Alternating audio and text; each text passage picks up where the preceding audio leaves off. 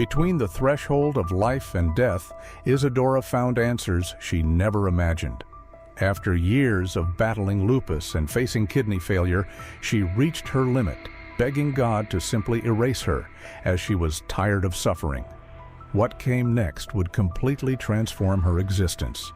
A brainstem stroke, 15 days intubated, and a journey through dimensions beyond human comprehension in a near-death experience. Mysterious places, beings of light, a guide dog, and a spiritual meeting where her fate was decided. Hello, I'm Marcus, and it's a pleasure to have you here at Beyond the Life We Live. I hope you feel at home and absorb the lesson from the story we're about to share. By the way, leave a like and subscribe to the channel, as it's very important to us and helps bring more impactful stories to you.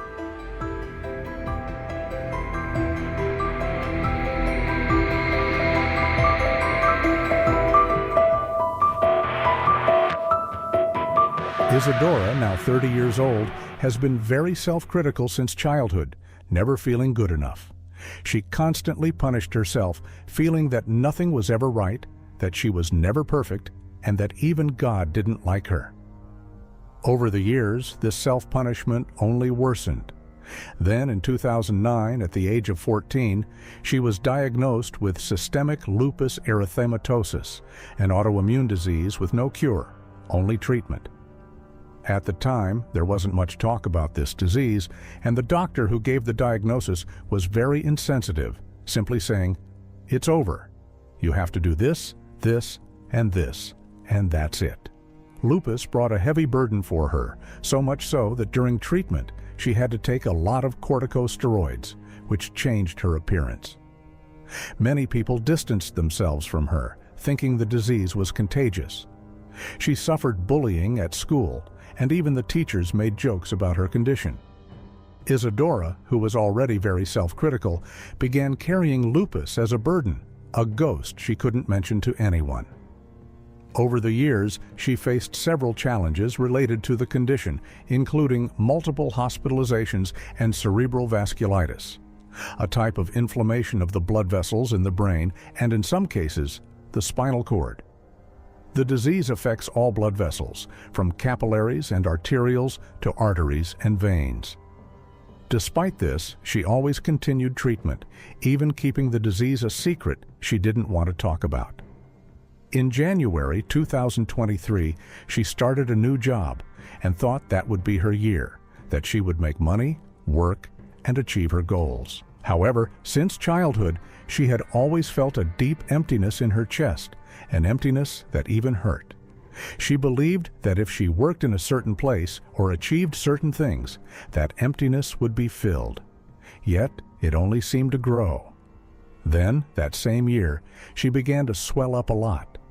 Known for drinking plenty of water, she noticed something strange when, after a full day of work, she realized she hadn't gone to the bathroom, despite drinking large amounts.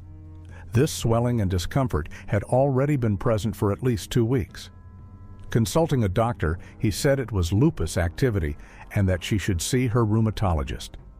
Isadora was furious because she couldn't believe this disease would stop her again.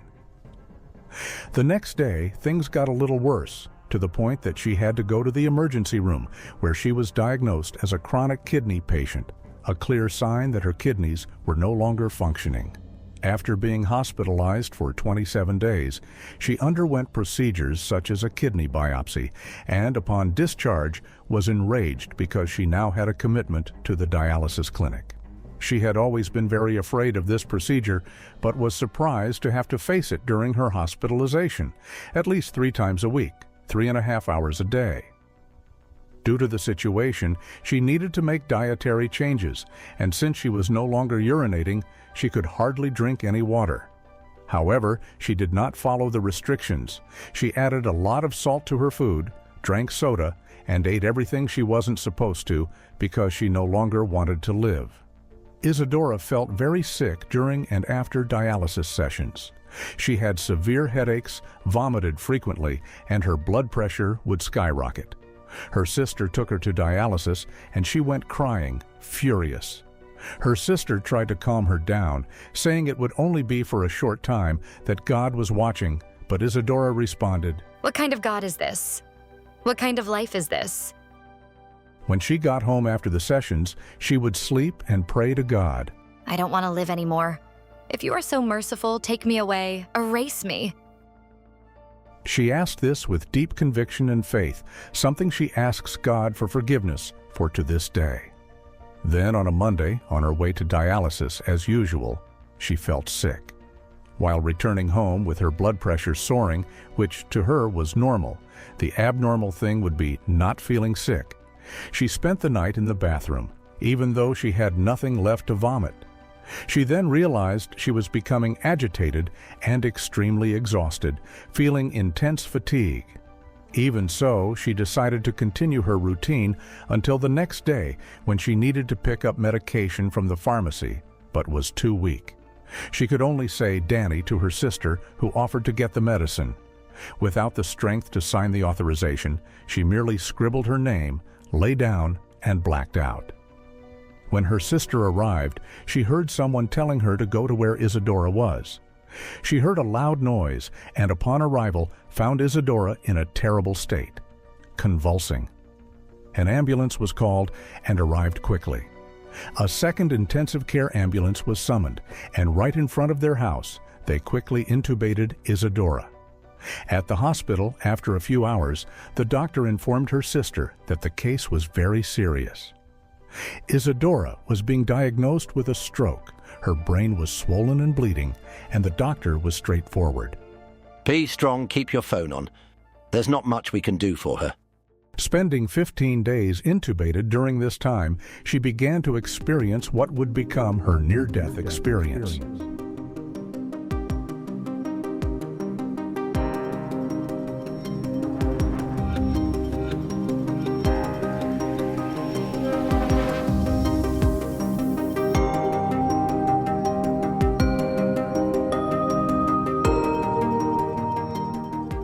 She remembers entering a gray place, filled with smoke and very cold. A very soft male voice to her left explained, "You are entering an umbral but a milder one, where people attached to the material world go. Your frequency connected you to this place." Confused, Isadora protested. "What am I doing here? I'm a good person, I don't harm anyone, I've just suffered my whole life." You are good to others, but you are not good to yourself. Then she found herself inside a large, cold cell with only a bed. From time to time, a light passed between the cells, and she realized it was a person radiating intense brightness. There, from time to time, the cells made a loud noise and unlocked, allowing the occupants to follow the light. However, Isadora saw herself stuck to the bed, as if her hands were fused to it. When the being of light moved away, the cells locked again. Later, she understood that in the ICU, she was also tied down, and the sensation was similar. Isadora remembers seeing a nurse and saying to her, "At least here I don't have lupus, I'm cured." "No, dear. Here you will heal. Here you will take care of yourself."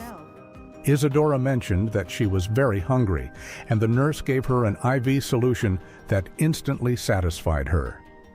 Later, she also asked for water and received only a small sip, which was enough to completely quench her thirst. At another moment, Isadora found herself in a place full of light, where a dog appeared and guided her.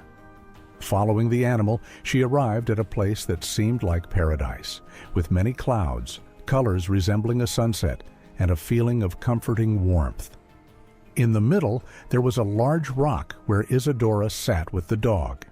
Ahead, she noticed a vibrational barrier, and beyond it, a kind of gathering with beings of light.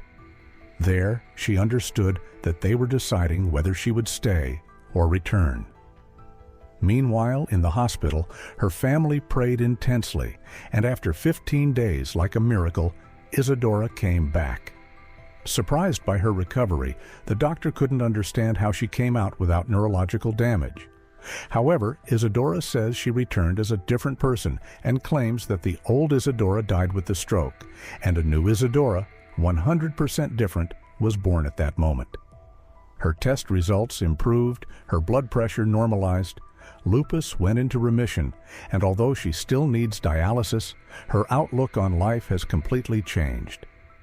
Before, she always saw the glass as empty. Now she sees it as overflowing. And when she goes to dialysis, she always thinks that it's one less day instead of one more day in that place.